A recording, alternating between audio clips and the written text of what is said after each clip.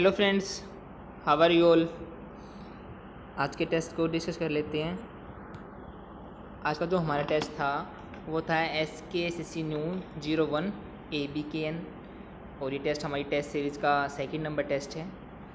अगर ओवरऑल देखा जाए आज का जो हमारा टेस्ट था वो इतना मुश्किल नहीं था कि कोई भी एवरेज स्टूडेंट इसके अंदर 25 प्लस स्कोर ना कर पाए, ठीक है। लेकिन अगर आपको लेने हैं 40 प्लस नंबर तो मैं एक चीज़ कहूँगा कि आप लोगों की अंडरस्टैंडिंग अच्छी होनी चाहिए इस टेस्ट के अकॉर्डिंग, ठीक है।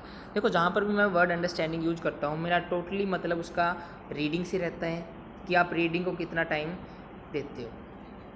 रीडिंग का मतलब मेरा है कि आपकी सेंस कितनी बनी हुई है, क्योंकि देखो हम लोग जहाँ पर भी कई बार पढ़ते हैं या कुछ सेंटेंसेस पढ़ते हैं तो हमें लगता है कि सर इसके अंदर इस टाइप का एरर है, लेकिन हमें वो एरर नहीं पता। लेकिन हमें ये पता है कि इस टाइप में एरर है, इस पार्ट में एरर है। क्यों पता है?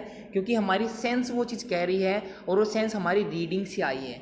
हम लोगों ने उस चीज़ पर, उस रीडिंग पर हम लोगों ने टाइम इन्वेस्ट किया है और उसने उसके बदले हमें वो सेंस दी है जो एक इम्पोर्टेंट पार्ट होती है हमारे एग्ज़ाम का। क्योंकि इसी सेंस से हम लोग हमारे जो पैसेज आते हैं वो अच्छे से कर सकते हैं, हमारे जो क्लोज टेस्ट आते हैं वो अच्छे से कर सकते हैं, और जो हमारे पैराजम्बल आते हैं PQRS वो अच्छे से कर सकते हैं। क्योंकि इनका कोई हार्ड फास्ट रूल तो होता नहीं। आपकी रीडिंग अंडरस्टैंडिंग अगर अच्छी है तो शायद आप इसके अंदर फुल मार्क्स ले पाओ, ठीक है। अदरवाइज़ ये हमारे लिए एक हेडेक ही बना रहता है। तो आज के टेस्ट को डिस्कस कर लेते हैं हमारे, ठीक है। फर्स्ट वाला है, हमें एरर करने हैं। Neither can you force such rich farmers to pay up. जो वर्ड आया यहाँ पे पे अप, इसका मतलब होता है, देखो एक तो होता है किसी को मतलब पे करना, लेकिन यहाँ पे पे अप का मतलब पे करना नहीं है किसी को, मतलब डिस्चार्ज करने के सेंस में है। यहाँ पर है कि जो हमारे रिच फार्मर्स हैं जो सब्सिडी लेते हैं हम लोग। देखो ये थोड़ा रिलेट है, ये जो हमारा फर्स्ट वाला एरर है इसके अंदर शायद आपको कंप्लीट सेंस ना मिले। मैं आपको इसलिए कंप्लीट सेंस देने के लिए थोड़ा बैकग्राउंड बताने वाला हूँ इसकी। जो हम लोग सब्सिडी देते हैं फार्मर्स को, तो उसके अंदर कुछ फार्मर्स जो है रिच होते हैं वो भी इंक्लूड होते हैं। तो सरकार उनसे डिमांड कर रही है कि आप लोग जो रिच हो, आपको ये सब्सिडी की ज़रूरत नहीं है, तो आप लोग सब्सिडी को क्या कर दो, पे अप कर दो, उसको डिस्चार्ज कर दो, उसको छोड़ दो, ठीक है। और एक चीज़ सीखने वाली यहाँ पे है, जो नीदर कैन यू, जो हमारा स्टार्टिंग हुई एक हमारी नेगेटिव एडवर्ब से हुई है, और हमें पता है कि जब हमारी स्टार्टिंग नेगेटिव एडवर्ब से हो जाती है तो हम क्या करते हैं, वहाँ पे इन्वर्जन करते हैं, जो कि इस सेंटेंस के अंदर हुआ है। तो neither can you force such rich farmers to pay up, मतलब आप भुगतान करने के लिए नहीं कह सकते ऐसे रिच फार्मर्स को, और कैन यू गिल्ट दैम, और ना ही आप उनको दोषी ठहरा सकते हो इनटू पेइंग, कि आप लोगों ने पे नहीं किया, ठीक है। लेकिन देखो हमें एरर सामने मिल गया, जो यहाँ पे और वर्ड यूज हुआ है इसकी जगह क्या यूज होना चाहिए हमारा, नोर, क्योंकि जो एक्चुअल हमारा पेयर होता है वो नीदर और नोर का होता है। तो हमारा सेकंड पार्ट में एरर है। देखते हैं आगे, into paying as there is no way to prove their holdings. क्या है? As there is no way to prove their holdings, की मतलब हमारे पास वो वे भी नहीं है, हमारे पास वो तरीका भी नहीं है कि हम लोग वो प्रूव कर पाएँ कि उनकी कितनी होल्डिंग्स हैं। क्योंकि फार्मर तो वो भी हैं, लैंड उनके पास भी है, तो हमारे पास ऐसा तरीका ही नहीं है कि अगर किसी के पास 10 एकड़ है तो उसको सब्सिडी नहीं दी जाएगी वगैरह वगैरह, ठीक है। तो हमारे पास कोई ऐसा तरीका नहीं है कि हम उनकी होल्डिंग्स को क्या कर पाएँ, प्रूव कर पाएँ। तो हमारा सेकंड पार्ट में एरर था। नेक्स्ट देखते हैं सेकंड वाला, there is a road block when both rules and appeal will fair. क्या है? There is a road block when both rules and appeal will fair. जो यहाँ पे वर्ड यूज हुआ है रोड ब्लॉक। रोड ब्लॉक हमारे, देखो आप लोगों ने देखे होंगे जनरली जब रोड पे जब पुलिस वाले नाकाबंदी कर लेते हैं तो वो बैरियर लगा देते हैं, तो उन बैरियर को भी हम लोग क्या कहते हैं, रोड ब्लॉक कह देते हैं। और देखो यहाँ पे यूज हुआ है वैन। वैन हमारा जनरेट किसके लिए यूज करते हैं हम लोग, टाइम के लिए। तो टाइम को मेंशन करना है यहाँ पे या उस प्लेस को मेंशन करना, वो आप लोगों को देखना है यहाँ पे।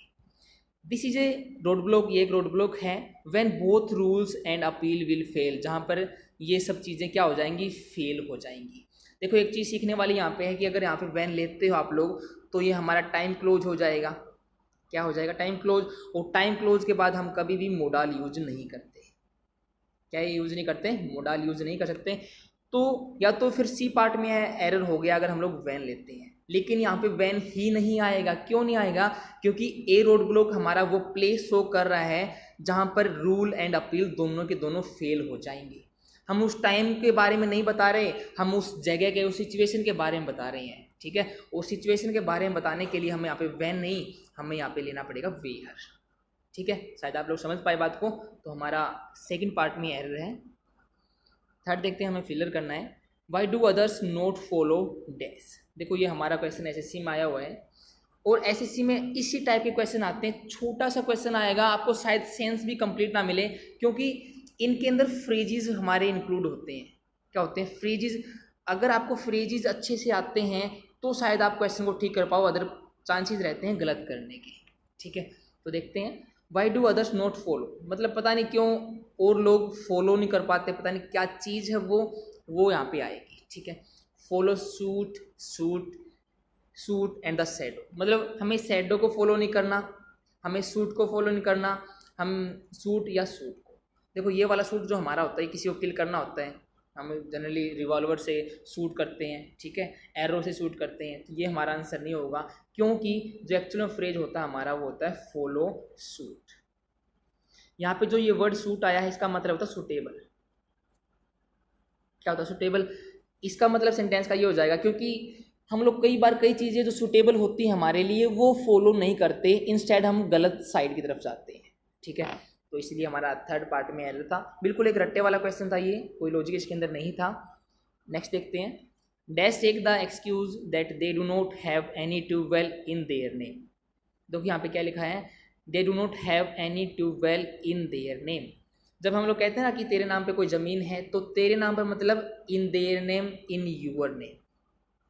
हमारा एक पेज होता है, कहते हैं किसी के नाम पर कोई ज़मीन है तो इन हिज नेम, ठीक है। तो फिलर करना हमें, dash take the excuse they do note. देखो यहाँ पे यूज हुआ दे क्यों यूज हुआ है? जो हमारा सब्जेक्ट था यहाँ पे वही आगे चल के किस में परिवर्तित हुआ? हमारा दे में। तो यहाँ पे वो वर्ड आएगा जो आपको प्लूरल शो करे। तो फर्स्ट वाला है मोर टेक द एक्सक्यूज। मोर हमारी कंपेरेटिव डिग्री है, तो हम कंपैरिजन तो यहाँ पे कर ही नहीं रहे किसी चीज़ का, तो आंसर हमारा नहीं होगा। मच टेक द एक्सक्यूज, अगर यहाँ पे यूज दे हुआ है तो हम लोग उसको क्या कर सकते हैं? काउंट कर सकते हैं। क्या कर सकते हैं? काउंट। और काउंट कर सकते हैं तो मच यहाँ पे यूज नहीं होगा, क्योंकि मच हम लोग यूज करते हैं अनकाउंटेबल नाउन के साथ। किसके साथ? अनकाउंटेबल के साथ। ये भी हमारा आंसर नहीं है। मैनी टेक द एक्सक्यूज, बहुत सारों ने क्या है एक्सक्यूज ले सकते हैं, ये हमारा हो सकता है थर्ड वाला। फोर्थ है मोस्ट। मोस्ट हमारा होता है एक सुपरलेटिव डिग्री, और हम लोग आपको पता है ये सुपरलेटिव डिग्री कहाँ यूज करते हैं? जब हमें कोई एक बंदा पूरे ग्रुप से क्या करना हो? कंपेयर करना होता है। अगर एक बंदा कंपेयर करना तो यहाँ पे हम दे नहीं देंगे फिर, ठीक है। तो इसीलिए हमारा मोस्ट भी क्या इनकरेक्ट हो जाता है। एक ही ऑप्शन हमारा क्या है? 3 मैनी, ठीक है। नेक्स्ट देखते हैं, हमें सिनोनिम बताने वर्ड के। जो फर्स्ट वाला वर्ड है रिससिटेट। क्या है? रिससिटेट। जो वर्ड हमारा रिससिटेट, इसका मतलब होता है किसी को लाइफ में वापस लेके आना, बैक टू लाइफ, या किसी को पुनर्जीवित करना, उसको कुछ ऐसी स्ट्रेंथ डाल देना उसके अंदर कि वो दोबारा कुछ कर पाए, ठीक है। तो हम लोग ऑप्शन को देख लेते हैं। जो फर्स्ट वाला हमारा ऑप्शन है वो एम्बैटल्ड। क्या है? एम्बैटल। देखो इसके अंदर वर्ड हमारा आया है बैटल। बैटल होता है लड़ाई करना, तो जब भी वर्ब के पहले हम एन या एम लगा देते हैं तो उसको उस चीज़ के अंदर इंक्लूड कर देते हैं। तो एम बैटल का मतलब होता है कि किसी को भी वार के अंदर इंक्लूड करना। क्या करना? वार के अंदर इंक्लूड करना, क्योंकि जो वार हो रहा है, जो लड़ाई हो रही है, वो उस राज्य के चारों ओर है, मतलब उस चीज़ ने उसको घेर लिया है, उसको उस वॉर के अंदर क्या करना पड़ेगा? पार्टिसिपेट करना ही पड़ेगा। हम लोग जनरली ये वाला वर्ड नेशंस के लिए लेते हैं कि उसके पास कोई चारा नहीं था लड़ाई करने के बिना, ठीक है। तो ये हमारा आंसर नहीं है, क्योंकि वॉर और रिससिटेट तो दोनों अपोजिट हो जाते हैं। सेकंड हमारा डिस्टिंक्शन। डिस्टिंक्शन का मतलब होता है डिफरेंट होना किसी चीज़ से, ठीक है। थर्ड है कन्वीनियंट। कन्वीनियंट आप लोग जानते हो, जो हमारे लिए सुटेबल होती है, और इसका हमारा एक नाउन होता है कन्वीनियंस। और कन्वीनियंस से हम लोग जनरली वर्ड बनाते हैं सॉरी फॉर इनकन्वीनियंस काज्ड, मतलब असुविधा के लिए खेद है। तो कन्वीनियंट का मतलब सुटेबल हमारा होता है। और फोर्थ हमारा रेस्क्यू। रेस्क्यू मतलब किसी को कहीं से बचा लेना, वहाँ से प्रिवेंट करना उसको।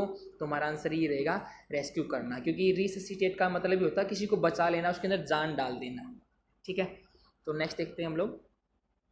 नेक्स्ट हमारा बिग बैट्स। क्या है? Big bats. बिग बैट्स हम लोग कहते हैं ना, किसी को गाली देते हैं, किसी को बुरा भला कहते हैं, तो वो क्या करते हैं? हम लोग बिग बैट्स करते हैं। इसके लिए हम लोग एक वर्ड यूज भी करते हैं, डेनिग्रेट। क्या यूज़ करते हैं, डेनिग्रेट। और इसी का एक सिनोनिम होता है हमारा एक इडियम के तौर पर नेम कॉलिंग। क्या, नेम कॉलिंग। और एक स्लेजिंग वर्ड हम लोग जनरली यूज करते हैं ऐसी टाइप की चीज़ों के लिए। स्लेजिंग, स्लेजिंग मतलब बिल्कुल क्रिटिसाइज कर रहा, सामने वालों बड़ा बुरा भला कह रहा है, ठीक है। तो हमें इसका सिनोनिम बताना है। फर्स्ट वाला वर्ड है हमारा, बड़ा कर लेते हैं थोड़ा इसको, क्रेडिबिलिटी। क्रेडिबिलिटी आप लोग जानते हो, जो हमारा वर्ड है क्रेड, उसका मतलब ही होता है ट्रस्ट। क्या होता है, ट्रस्ट। और क्रेडिबिलिटी मतलब किसी पर कितना विश्वास किया जाता है, वो उस बंदे की क्रेडिबिलिटी होती है, ठीक है। तो क्रेडिबिलिटी की बात हम लोग नहीं कर रहे। परसेप्शन, परसेप्शन हम लोग हमारा होता है जो हम लोग धारणा बना लेते हैं अपने माइंड के अंदर, तो परसेप्शन भी हमारा आंसर नहीं है। थर्ड है विटुप्रेशन। विटुप्रेशन हमारा वर्ड बना है विटुप्रेट से। किससे, विटुप्रेट। विटुप्रेट हमारी एक वर्ब होती है जिसका मतलब होता है सामने वाले को क्रिटिसाइज करना। तो बिल्कुल सही है कि हमारा यही क्या है, सिनोनिम बनेगा। फोर्थ है यूनानिमस। यूनानिमस का हमारा होता है जब एक साथ एक मत के साथ हम लोग कोई काम करते हैं तो यूनानिमसली एक्ट होता है वो हमारा, ठीक है। यूनानिमस मतलब एक साथ। तो ये भी हमारा आंसर नहीं है, 3 is the right answer. Next देखते हैं इम्पेटस। इम्पेटस मतलब हमें अपोजिट बताना है वर्ड का। इम्पेटस जो वर्ड है उसका मतलब होता है कि किसी को उगर, मतलब किसी को भड़का देना, काइंड ऑफ, ठीक है। इंसाइटमेंट हमारा एक वर्ड होता है सही।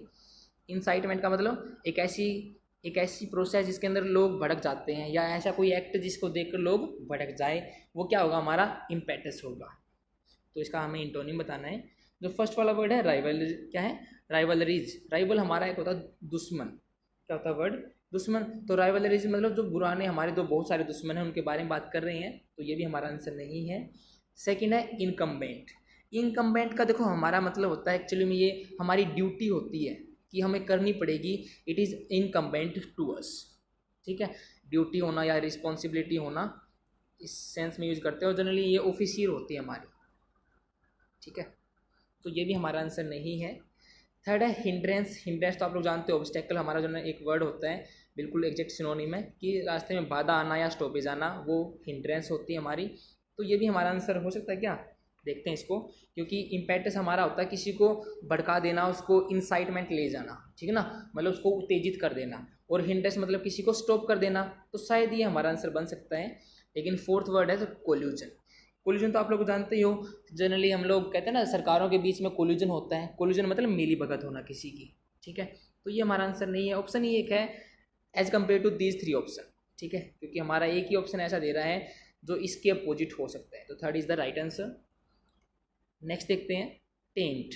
टेंट हम लोग जनरली वर्ड यूज करते हैं, जैसे कोई दाग लग जाते हैं ना, किसी पे कलंक लग जाता है, तो समथिंग बैड के लिए कलंक लगना, या जो अनडिज़ायरेबल क्वालिटी होती है वो किसी के अंदर समा जाना, वो भी क्या होती है, टेंट वर्ड यूज होता है, ठीक है।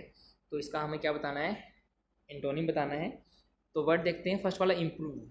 देखो इम्प्रूव का मतलब सुधार देना और टेंट का मतलब बिगाड़ देना, तो शायद ये हमारा आंसर बन सकता है। सेकेंड है विजिलेंटे। देखो जो वर्ड हमारा विजिलेंटे, आप लोग स्पाइडरमैन को जानते हो ना। स्पाइडरमैन कौन है, जो वो कहते हैं ना मकड़ी जैसा जाल फेंकता है और कहीं पे भी उड़ जाता है। लेकिन स्पाइडरमैन कोई लॉ फॉलो करता है, मतलब काम अच्छे करता है ठीक है, लेकिन कोई लॉ फॉलो नहीं करता, वो अपने तरीके से काम करता है। तो विजिलेंटे वही होते हैं जो लीगल चीज़ों को परवाह नहीं करते, लेकिन कोई काम या कोई एक्ट करते रहते हैं। तो विजिलेंटे मतलब अपने किसी पार्टिकुलर काम के लिए किसी को तैनात करना, वो होता है विजिलेंटे। मतलब कहते हैं ना जैसे कि देख रेख के लिए पीछे छोड़ रखा है मैंने उसको बंदा, तो वो विजिलेंटे कहलाएगा। तो ये भी हमारा आंसर नहीं है। र्यूमर, र्यूमर तो आप लोग जानते हो अफवाह होती है हमारी। और जो एंडोर्समेंट है वो होता है किसी चीज़ का पीछा करना। एंडोर्समेंट हम लोग जनरली पॉलिसीज़ का भी कर सकते हैं कि हम लोग पॉलिसी को फॉलो कर रहे हैं, तो किसी भी चीज़ को फॉलो करना उसका क्या होता है, एंडोर्समेंट करना होता है। तो ये भी हमारा आंसर नहीं है। ऑप्शन ए का हमारा कौन सा, first is the right answer. Next देखते हैं हमारे को ईडियम गिवन है। जो हमारा ईडियम है क्रॉस द रूबिकॉन, इसके अंदर जो वर्ड है रूबिकॉन, वो एक रिवर है हमारी। और रिवर क्या, बहुत बड़ी रिवर, लार्ज रिवर है, ठीक है। तो अगर मैंने उस रिवर को क्या कर लिया, क्रॉस कर लिया, इतनी बड़ी रिवर है, मान लो ये 1000 किलोमीटर है, ठीक है, मैंने इसको पार कर लिया, तो इसका मतलब है कि वापस आने का कोई चांस नहीं है। मतलब आपने अगर इस काम को पूरा कर लिया या इस काम में घुस गए ना, तो बाहर निकलना बहुत मुश्किल है। इसका मतलब होता है क्रॉस द रूबिकॉन, ठीक है। तो वेरी क्विकली नहीं, ये कोई सेंस नहीं दे रहा है यहाँ पे। सेकंड वाला है पॉइंट ऑफ नो रिटर्न, कि ऐसा पॉइंट आ जाना जहाँ से हम लोग वापस ना आ सके, ये हमारा राइट आंसर रहेगा। एब्सोल्यूट हैव नो कन्फ्यूजन हमारे राइट आंसर नहीं है, बिल्कुल सिंपल सा क्वेश्चन था। 10th हमारा sign on the dotted line, क्या है sign on the dotted line. Dotted देखो हमारी डॉटेड लाइन ये है, देखो ये जब मैं इस चीज़ को साइन करता हूँ तो क्या करता हूँ, मैं इस चीज़ को पूरा करता हूँ, क्या करता हूँ पूरा करता हूँ। और मैंने इस चीज़ को अगर पूरा कर लिया तो मैं क्या कर गया, उस चीज़ से एग्री कर गया, क्या कर गया एग्री कर गया। तो इसका मतलब वही है कि किसी भी आप मतलब कोई कंडीशन है उस पर एग्री हो जाना, या कोई चीज़ है उसको बिना कुछ मतलब कंडीशन दिए ही उसके ऊपर अपना मत दे देना या एग्री हो जाना, वो होता है sign on the dotted line, ठीक है। और यहाँ पे जो वर्ड आया है डॉटेड लाइन, इसकी जगह हमारा सॉलिड लाइन भी कई बार मिल जाता है, तो उसका मतलब भी यही है कि एग्री कर लेना बात से, ठीक है। तो इससे हमारे एक ही ऑप्शन है थर्ड वाला जो कि राइट आंसर है। बाकी ऑप्शन डिस्कस करने की जरूरत है नहीं हमें, क्योंकि एक ही ऑप्शन हमारा राइट आंसर होगा यहाँ पे। तो नेक्स्ट क्वेश्चन कर लेते हैं। इम्प्रूव द ब्रैकेट पार्ट, हमें ब्रैकेट पार्ट को इम्प्रूव करना है। Other will said there is no land in their name. Other मतलब बाकी लोग कहेंगे कि उनके पास कोई लैंड नहीं है उनके नाम पर। व्हेन इट इज़ नोन, जब ये जाना जाता है, that their family income is from agriculture, कि जब ये मतलब ये चीज़ हम लोग जान लेते हैं कि उनकी जो फैमिली इनकम है वो एग्रीकल्चर से आती है, और ये भी पता लगता है कि उनके नाम पर कोई ज़मीन नहीं है तो क्या बीतती है, ठीक है। कहने का मतलब इसका ये है। लेकिन जो हमारा क्वेश्चन है वो इस पार्ट को इम्प्रूव करना है। एक्चुअल में इस पार्ट को इम्प्रूव क्यों करेंगे, जो हमारे विल है वो एक क्या है हमारी हेल्पिंग वर्ब है, और हेल्पिंग वर्ब अपने बाद ये सेल विल हमारे मोडाल अपने बाद कौन सी फॉर्म लेते हैं, वर्ब की फर्स्ट फॉर्म जो कि नेचुरल होती है हमारी। तो सेड वैसे ही गलत हो गया हमारे यहाँ पे, ठीक है। तो सेड तो आएगा नहीं कहीं पे, विल के बाद सेइंग नहीं आएगा, नो इम्प्रूवमेंट नहीं आएगा। बाकी बचे हमारे दो option, other will say and others will say. इसके अंदर जो वर्ड आया है अदर, वो हमारे एक एडजेक्टिव की तरह यूज होता है, और जो अदर्स है वो एक नाउन की तरह यूज होता है। क्योंकि जो अदर्स है उसका मतलब आप लोग कुछ भी ले सकते हो। यहाँ पे अदर्स का मतलब अदर पीपल हो सकता है, यहाँ पे अदर्स का मतलब अदर बॉयज हो सकता है, अदर प्लस में नाउन होगा, मतलब इसका कहने का यही है, ठीक है। इसके अंदर नाउन ऑलरेडी क्या है इंक्लूडेड है, लेकिन जो फर्स्ट वाला अदर है उसके अंदर नाउन इंक्लूडेड नहीं है, क्योंकि जो हमारा सब्जेक्ट बनेगा वो तो या तो नाउन बनेगा या प्रोनाउन बनेगा। तो यहाँ पे अदर एडजेक्टिव हमारा सब्जेक्ट नहीं बनेगा, तो ये ऑप्शन भी हम राइट नहीं लेंगे। आंसर क्या रहेगा आपका, third is the right answer. Next देखते हैं। Such are our land ownership and revenue laws that these people may indeed have nothing in their name and yet control vast tract of land. Such are our land ownership, मतलब हमारे ये इस type के बंदे हैं जो land ownership करते हैं। एंड रेवेन्यू लाज मतलब और लॉज जो हमारे बनते हैं रेवेन्यू के लिए, उनका फ़ायदा उठाते हैं।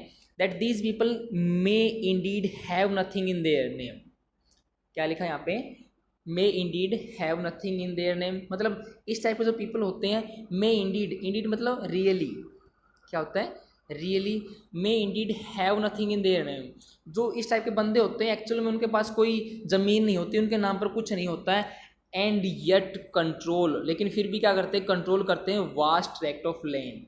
ट्रैक्ट ऑफ लैंड मतलब एक बहुत बड़ा एरिया लैंड का, वो क्या करते हैं कंट्रोल करते हैं। क्योंकि कहते हैं ना हम लोग कि जनरली हम लोग किराए पे ले लेते हैं उसको ज़मीन को, और बहुत बड़ी ज़मीन को बोने लग जाते हैं। तो मतलब एक्चुअल में उनके पास कोई लैंड नहीं है, लेकिन फिर भी क्या करते हैं वो वास्ट ट्रैक्ट ऑफ लैंड को क्या करते हैं कंट्रोल करते हैं, ठीक है। आगे देखते हैं। एंड द प्रोसीडिड फ्रॉम दोज, और उनसे क्या करते हैं प्रोसीडिड मतलब आगे बढ़ते हैं। अरे नहीं, ये जो हमारा क्वेश्चन है ये एक नाउन का क्वेश्चन है, नाउन के यूसेज पे हमारा क्वेश्चन बना है ये। जो द प्रोसीडिड हमारा एक एडजेक्टिव हो सकता है, क्योंकि वर्ब की थर्ड फॉर्म हमारे या तो वर्ब की थर्ड फॉर्म का काम करेगी, वर्ब का काम करेगी, या करेगी वो एक एडजेक्टिव का। तो द एक हमारा क्या है आर्टिकल है जो अपने बाद क्या लेगा, नाउन लेगा। तो ये हमारा ऑप्शन राइट नहीं है, तो नो इम्प्रूवमेंट बात नहीं बनेगी, ठीक है। द प्रोसीड हमारा क्या है एक वर्ब है, क्या है वर्ब, और ये नाउन हमारा नहीं बन सकती, तो ये भी हमारा आंसर नहीं रहेगा। अब बात बचती है कि द प्रोसीडिंग या प्रोसीडिंग होती है कि जो आगे होने वाली चीज़ें होती हैं कि इसको आगे लेकर चलो, और जो प्रोसीड है उसका मतलब होता है बेनिफिट्स। क्या होता है बेनिफिट्स। जब प्रोसीड एक प्लूरल के रूप में यूज होता है तो ये एक नाउन की तरह यूज होता है। इसका मतलब क्या होता है, आपके सामने ही है, प्रोसीड्स का मतलब बेनिफिट्स। ठीक है, तो ऑप्शन ही हमारा क्या रहने वाला, फर्स्ट, क्योंकि at the end the proceed from those मतलब उन लैंड के बारे में क्या है, उन टैक्स के बारे में बात कर रहा हूँ जिनसे वो क्या करते हैं, बेनिफिट उठाते हैं। ठीक है, तो फर्स्ट ऑप्शन राइट आंसर रहेगा। नेक्स्ट क्वेश्चन कर लेते हैं। नेक्स्ट क्वेश्चन हमें वन वर्ड सब्स्टिट्यूशन बताना है। 13 है, one who is completely self satisfied, मतलब उस बंदे के बारे में बात कर रहे हैं जो अपने आप से क्या है, सेल्फ सेटिस्फाइड है, खुश है अपने आप से। तो वर्ड को डिस्कस करते हैं। तो फर्स्ट वाला वर्ड हमारा जुडास। जुडास का मतलब आप लोग जानते हो, जो हमारा एक गेट होता है या डोर होता है, अगर उसके अंदर थोड़ी ही जगह है देखने की तो वो क्या हमारा जुडास है। तो जुडास कहने का मतलब है कि एक पी होल होता है, कहाँ पर, इन ए डोर, मतलब डोर पे नहीं, कहीं पर भी एक छोटी सी जगह देखने के लिए एक होल होना, वो क्या कहलाएगा, आपका जुडास कहलाएगा। ठीक है, तो ये हमारा आंसर नहीं है। सेकंड है कंप्लेसेंट। कंप्लेसेंट एक ऐसी कंडीशन होती है जिसके अंदर बंदा सेटिस्फाइड रहता है कि यार जो कुछ हुआ है अच्छा हुआ। ठीक है, तो ये हमारा आंसर राइट है, सेकंड राइट रहेगा। थर्ड वाला है साइनिक। साइनिक से तो आप बहुत बार मिले हो। साइनिक का एक एग्जैक्ट सिनोनिम होता है हमारा स्केप्टिक। क्या होता है, स्केप्टिक। और इसी का एक एग्जैक्ट सिनोनिम होता है डूमसेयर। क्या होता है, डूमसेयर। डूमसेयर का मतलब भी ऐसा बंदा जो दूसरों पर शक करता हो। ठीक है, तो ये भी हमारा आंसर नहीं है। फोर्थ है कंस्क्रिप्ट। कंस्क्रिप्ट से तो आप बहुत बार मिले हो ना। कंस्क्रिप्ट का होता है किसी को एंज्वाइन करना।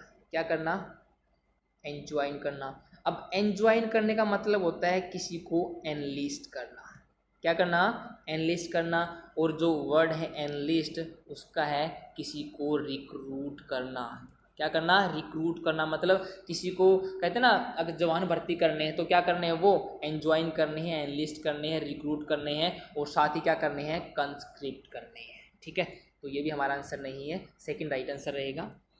नेक्स्ट देखते हैं 14th, a person or shop that sells equipment for ship, मतलब एक ऐसा पर्सन या कोई बंदा या ऐसी दुकान जो शिप्स के क्या बेचती है, इक्विपमेंट बेचती है।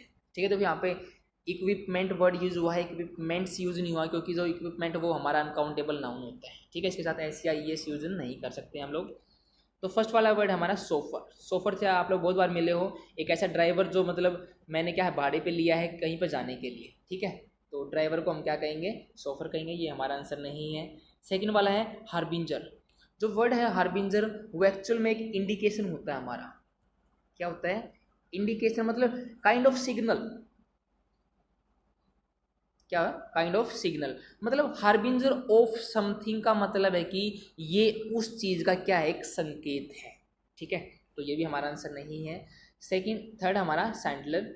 इसका मतलब होता है कि एक ऐसी शॉप या कोई बंदा जो डील करता है, हम उसको डीलर भी कह सकते हैं, सैंडलर को। ठीक है, तो यही हमारा राइट आंसर है, जो इक्विपमेंट बेचता है किसके, शिप्स के। ठीक है, फोर्थ है सार्लेटन। सार्लेटन आप लोग जानते हो, सार्लेटन को एक वर्ड होता है हमारा सार्लेटन के लिए, क्वैक। क्या होता है, क्वैक, मतलब जो झोला छाप डॉक्टर होते हैं ना गांव में, कि अगर सामने वाले को बुखार हो और पेट दर्द की दवा दे दी, मतलब पता ही नहीं है सामने वालों की बीमारी क्या है और कुछ भी दे देता है, वो क्या होते हैं, हमारे झोला छाप डॉक्टर होते हैं। झोला छाप डॉक्टर ही नहीं, मतलब कोई ऐसा बंदा जो एक्चुअल में नॉलेज ना रखता हो और वो उस टाइप का काम कर रहा है, वो क्या कहलाएगा, सार्लेटन। ठग, ठग कह सकते हैं ना हम लोग, वो वर्ड इसके लिए। ठीक है, तो सार्लेटन मतलब ठग। तो ये हमारा आंसर नहीं है, आंसर रहेगा third is the right answer. Next देखते हैं, हमें क्या बताना है, करेक्टली स्पेल्ड वर्ड बताना है। जो फर्स्ट वाला वर्ड हमारा डिसएंचमेंट। क्या है, डिसएंचमेंट। जो वर्ड है डिस को हटा दो आप लोग, डिस हम लोग ने हटा दिया। एंचमेंट मतलब किसी पर मंत्रमुग्ध होना, और एंचमेंट की स्पेलिंग होती है ENCHANTMENT। ठीक है, तो यहाँ पे डिसएंचमेंट का मतलब हो जाएगा किसी को मंत्रमुग्ध या मोह भंग कर देना किसी का, तो यहाँ पे ए की जगह यूज होगा ई। ठीक है, ये हमारा आंसर नहीं है। सेकंड है फिजिबिलिटी। फिजिबिलिटी हमारी होती है पॉसिबिलिटी। क्या होती है, पॉसिबिलिटी। और इस स्पेलिंग में गलती क्या है, यहाँ पे बिलिटी होना चाहिए, BILITY, लेकिन बिलिटी लिखा है यहाँ पे, जो कि गलत है, तो ये भी हमारा आंसर नहीं है। थर्ड वाला है सब्सक्राइब। सब्सक्राइब का मतलब आप लोग पता है ना, जो हमारे यूट्यूब चैनल है, अगर आप लोगों ने सब्सक्राइब नहीं किया तो आप लोग क्या नहीं हो, हमसे जुड़े हुए नहीं हो। तो सब्सक्राइब का मतलब किसी से जुड़ना। ठीक है, तो यही हमारा राइट आंसर है। फोर्थ वाला है लेगिटिमाइज। क्या है इसके अंदर? लेगिटिमाइज। अब लेगिटिमाइज की हमारी स्पेलिंग होती है LEGITIMAISE। ठीक है, तो लेगिटिमाइज में ई की जगह क्या आएगा? आई का यूज होगा। ठीक है, तो थर्ड हमारा क्या था? राइट आंसर था। लेगिटिमाइज का मतलब होता है किसी चीज़ को लीगल कर देना। क्या कर देना? लीगल कर देना। तो सेक्शन देखते हैं।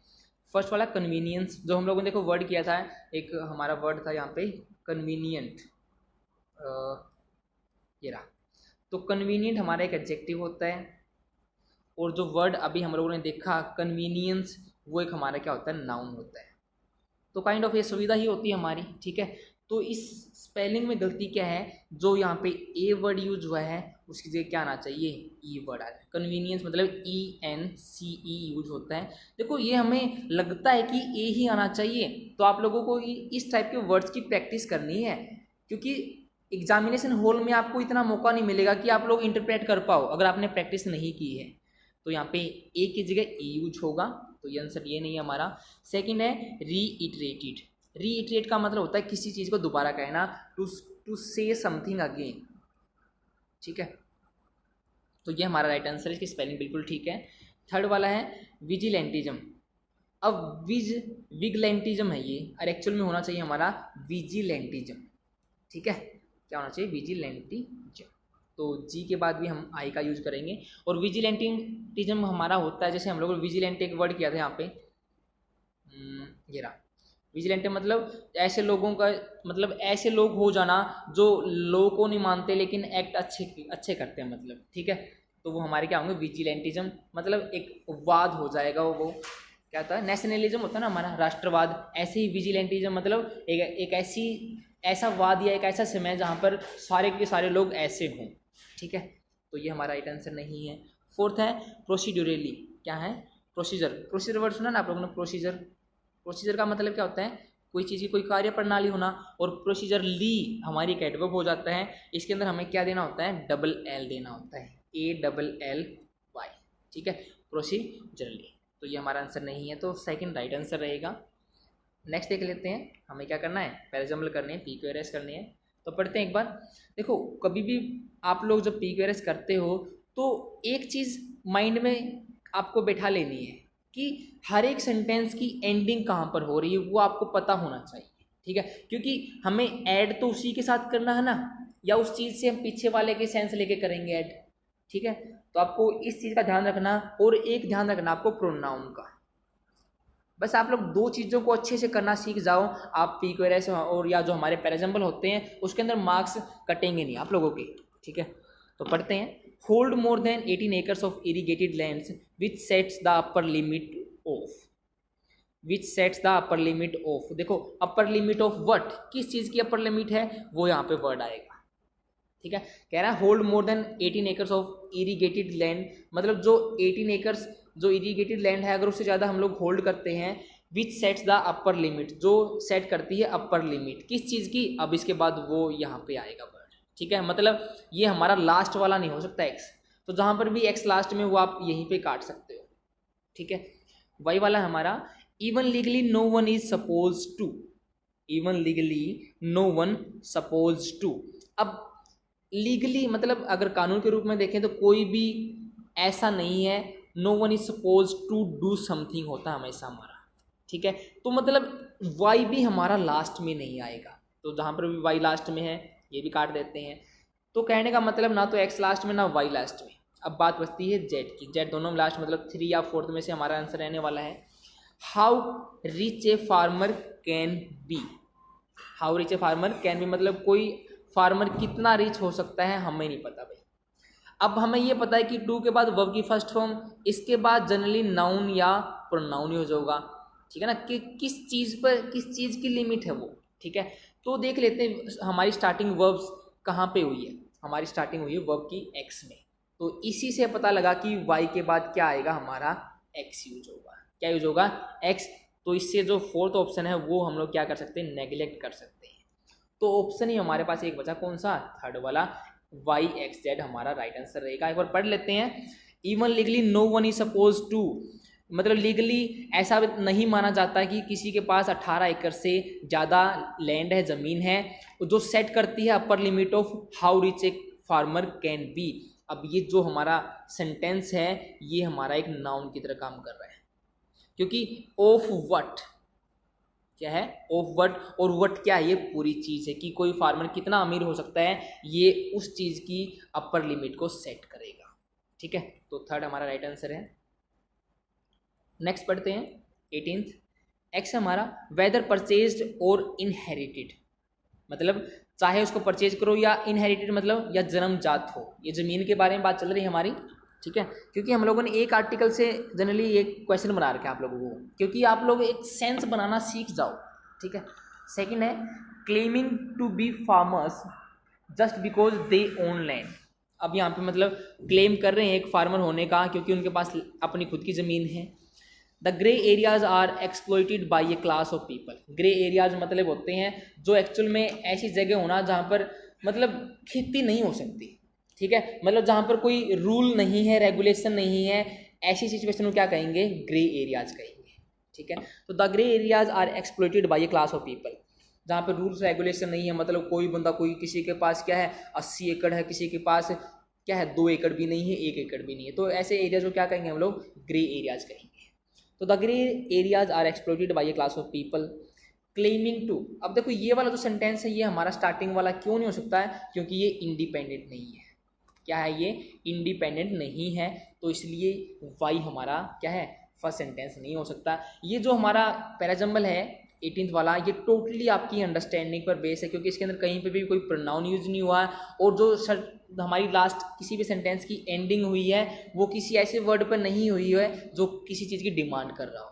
ठीक है, तो इन तीनों में से हमारा एक ही एक फर्स्ट सेंटेंस बन सकता है, कौन सा, जेड वाला।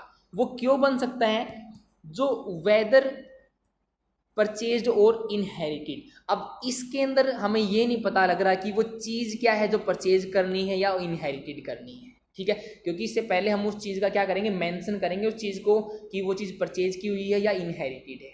तो इसीलिए 18 हमारा फर्स्ट सेंटेंस नहीं बन सकता है, और वाई क्लेमिंग से हम लोग क्या सेंटेंस की स्टार्टिंग नहीं करेंगे। तो ऑप्शन ही एक हमारे पास जेड से स्टार्ट करने के लिए, वाई नहीं होगा, ये नहीं होगा, ये नहीं होगा, ऑप्शन ही एक है थर्ड वाला। तो इसका एक बार मीनिंग निकालते हैं हम लोग। ठीक है, ये बिल्कुल इजी क्वेश्चन था आप लोगों को, इसलिए ऑप्शन ऐसे दिए गए थे कि आप लोग एक फर्स्ट सेंटेंस भी निकालना सीख जाओ। The grey areas are exploited by a class of people. ठीक है, एक्सप्लॉइटेड मतलब गंदे तरीके से यूज किया जा रहा है उनका। फिर why claiming to be farmer. अब कैसे यूज किया जा रहा है, क्योंकि वो एक फार्मर की तरह क्लेम करते हैं just because they own land, की उन्होंने लैंड को क्या कर रखा है, ओन कर रखा है, खरीद रखा है। अब देखो, अब वो लैंड कैसी भी हो सकती है, या तो वो परचेज हो सकती है या इनहेरिटेड हो सकती है। ठीक है, तो एक सीक्वेंस में हमें मिल गया Z Y X, right answer रहेगा। नेक्स्ट कर लेते हैं, देखो हमें पैसिव करना है। It is time to take tea. देखो हम लोगों ने देखा था कि हमारा जो टू इन्फिनेटिव होता है उसका हम पैसिव कैसे बनाते हैं, टू प्लस में बी प्लस में वर्ब की थर्ड फॉर्म, क्योंकि इसके अंदर एक्चुअल में ऑब्जेक्ट तो है ही नहीं कोई। ठीक है ना, इसका ऐसे बनाएंगे। तो देखते हैं, इट वाज टाइम, अरे नहीं, इट इज को तो इट इज ही रखेंगे, वॉज नहीं रखेंगे, टेंस चेंज नहीं करेंगे यहाँ पे। ठीक है, it is time for tea to be taken, ये हमारा आंसर हो सकता है। It is time that tea should be taken, should कहाँ से ले आओगे जी, नहीं। हैड बीन टेकन नहीं है यार, कुछ भी ले रहा है यहाँ पे, B is the right answer. ठीक है, नेक्स्ट देखते हैं, हमें डायरेक्ट इनडायरेक्ट नरेशन का पार्ट करना है। She said to me it has been raining heavily and you can not go. उसने मुझे कहा कि मतलब बहुत ज़्यादा बारिश हो रही है और आप नहीं जा सकते। ठीक है, तो देखो जो हमारा सेड टू है उसको किस में बदलेंगे, टोल्ड में बदलेंगे। यहाँ पर पास्ट का यूज हुआ है तो टेंस का भी चेंज होगा। हैज बीन को किस में बदलेंगे, हैड बीन में।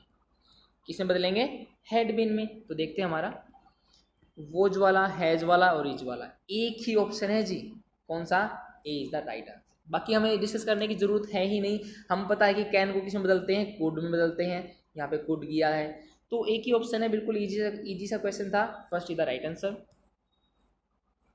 नेक्स्ट देखते हैं, हमें क्लोज टेस्ट करना है, और क्लोज टेस्ट करने के लिए मैंने आपको बताया कि सबसे पहले एक बार इसका थीम समझ लो कि किसके बारे में बता रहा है। ठीक है, 2-3 लाइनें पढ़ते हैं फिर स्टार्ट करेंगे। To stop the subsidy going out to the rich dash the name of agriculture tubewells, मतलब उन सब्सिडी को स्टॉप करना जो रिच के पास जा रही हैं, किस नाम पर, एग्रीकल्चर ट्यूबवेल्स के नाम पर। There dash be numerous recommendation the most recent being from the Punjab farmers commission, मतलब ऐसी बहुत सारी रिकमेंडेशन आई हैं और जो सबसे बढ़िया या आपकी जो अभी चल रही है रिकमेंडेशन वो क्या है, पंजाब स्टेट फार्मर्स कमीशन की। ठीक है, बिल्कुल सही है, हमारा जो कंटेक्स्ट है वो हम बिल्कुल फैमिलियर उससे, हम लोगों ने पैराजम्बल भी इसी कंटेक्स्ट से किया है कि वो हमारा फार्मर्स के बारे में बता रहा था, और सारा का सारा जो टेस्ट हमारा ये भी काइंड ऑफ इसी एक कंटेक्स्ट पर हमारा क्या है, बेस्ड है।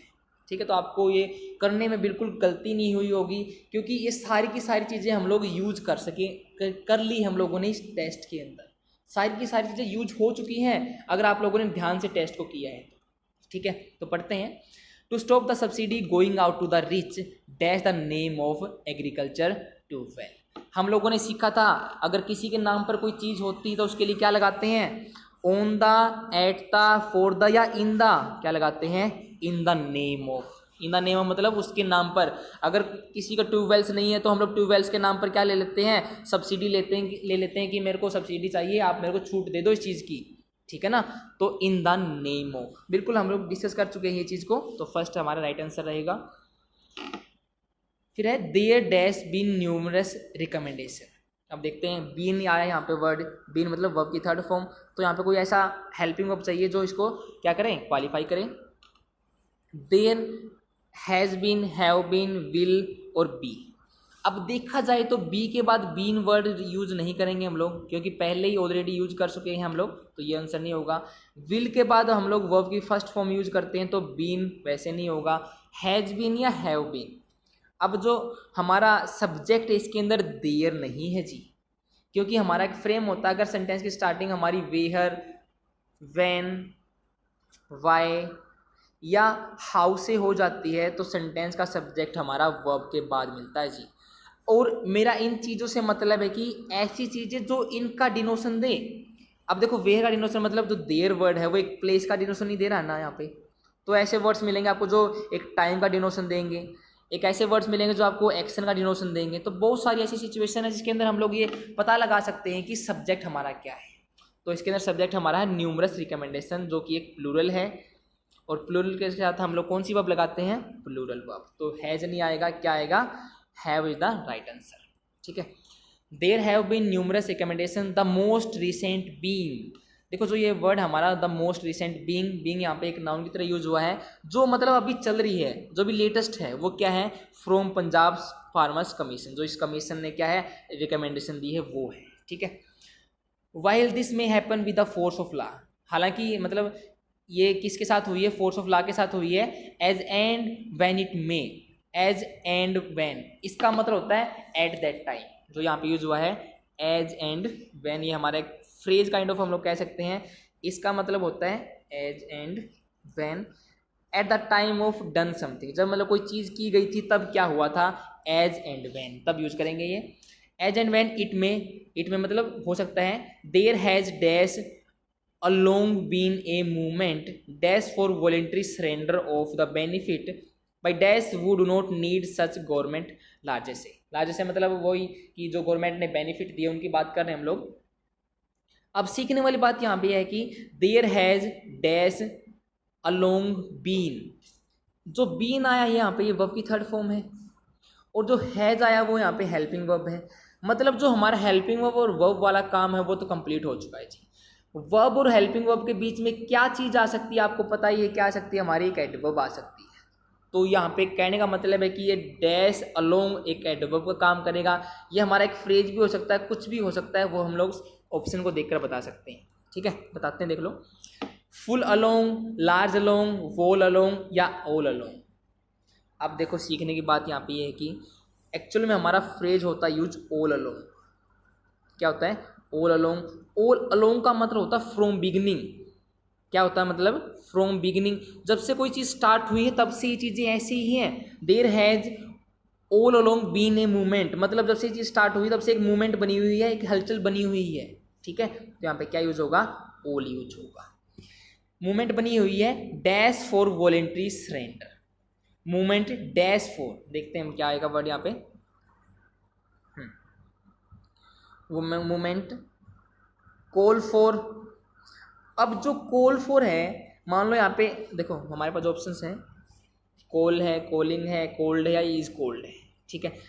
अगर हमें यहाँ पे कॉल या कोल्ड या इज कोल्ड लगाते हैं तो इसका मतलब हो जाएगा ये यहाँ पे किसकी तरह काम कर रहा है, एक वर्ब की तरह काम कर रहा है, ये वाला पार्ट। अगर ये वर्ब की तरह काम कर रहा है तो सब्जेक्ट क्या हुआ इसका, पूरे सेंटेंस के अंदर क्या है, ए मूवमेंट क्या हमारा सब्जेक्ट है, और उसके लिए हम ऑलरेडी वर्ब या हेल्पिंग वर्ब लगा चुके हैं हैज। तो कहने का मतलब यही है कि यहाँ पे हमें वर्ब नहीं चाहिए, यहाँ में हमें क्या चाहिए, एक एडजेक्टिव चाहिए। क्या चाहिए, एक एडजेक्टिव चाहिए जो कुछ कर रहा है, वो क्या कर रहा है, वो कॉलिंग कर रहा है। कॉलिंग का मतलब फोन नहीं कर रहा, वो क्या क्या कर रहा है, कॉलिंग फॉर। कॉलिंग फॉर मतलब रिक्वायर है उस चीज़ को, क्या है, रिक्वायरमेंट फॉर वॉलेंट्री सरेंडर, जो रिक्वायरिंग कर रहा है, जो मांग रहा है, क्या मांग रहा है, वॉलेंट्री सरेंडर की, अपनी इच्छा से सरेंडर कर दो ऑफ द बेनिफिट्स, बेनिफिट्स को बाय डैश। अब पता नहीं क्या है चीज़ आएगी यहाँ पे, bye dash would not need such government large से, इसकी मतलब इसकी स्कीम या इन बेनिफिट्स की जिसको ज़रूरत नहीं है वो यहाँ पे वो कर दें। तो देखते हैं, by dash would not, by them, by there, by these, by those. अब बेनिफिट किनका है, डू आया तो मतलब यहाँ पे प्लूरल वर्ब है, ये प्लूरल वर्ब है, तो यहाँ पे जो हमारा सब्जेक्ट होगा वो क्या होगा, हमारा एक प्लूरल होगा, क्या होगा, प्लूरल होगा। और डू नॉट नीड, और ऐसे बंदों के बारे में बात कर रहे हैं जिनको गवर्नमेंट की स्कीम की या गवर्नमेंट के बेनिफिट की ज़रूरत नहीं है, तो मतलब यहाँ पे वो चीज़ आएगी जो क्या दिखाए, एक पर्सन को डिनोट करे, ठीक है। तो देखते हैं, देम हमारा ऑब्जेक्ट होता है, ठीक है। और एक बात सीखने की है कि हम लोग हु से पहले कभी भी देम का यूज नहीं करेंगे, ठीक है, ये हमारा क्या है, इनकरेक्ट होगा। और देयर हमारा एक एडजेक्टिव होता है, ये हम लोग यूज नहीं करेंगे। दोज या दीज, अब दीज पर्सन या दोज पर्सन हम लोग क्या यूज करते हैं, दोज पर्सन यूज करते हैं। तो बेनिफिट बाय दोज क्या यूज करेंगे यहाँ पे, benefit by those would not need such governments largesse, ठीक है। तो मतलब उन लोगों से कहेंगे कि आप वॉलेंट्री सरेंडर कर दो, कि आप लोगों को वो चीज़ की ज़रूरत नहीं है। ये एक मूवमेंट बनी हुई है जब से इस कमीशन ने क्या दिया है, एक रिकमेंडेशन दी है, ठीक है। बिल्कुल हम लोगों ने एक सारे पैसेज को कंसाइज वे में समझ लिया अच्छे तरीके से, और बिल्कुल ईजी सा पैसेज था आप लोगों का आज ये, ठीक है। मतलब कोई भी बच्चा इसके अंदर 4+ नंबर आराम से ले सकता है, 4+ मतलब 5 ऑलरेडी, ठीक है ना। तो बिल्कुल ईजी सा टेस्ट हमारा था, तो हम लोगों ने टेस्ट को डिस्कस कर लिया। तो थैंक यू फ्रेंड्स।